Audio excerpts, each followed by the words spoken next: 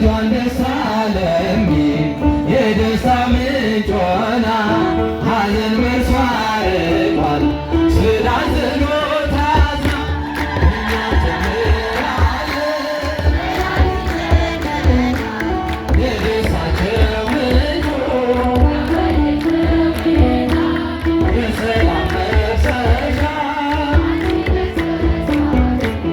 የመስቀል ስር ሰነድ ማርያም እናታችን የሊቀ ካህናቱ የክርስቶስ እናት እርሱ ዝናብ ሲሆን እርሷ ደመና ናት።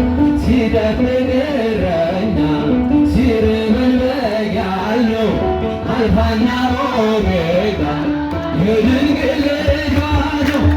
እኛ እንዘምራለን የደስታቸው ምንጭ የሰላም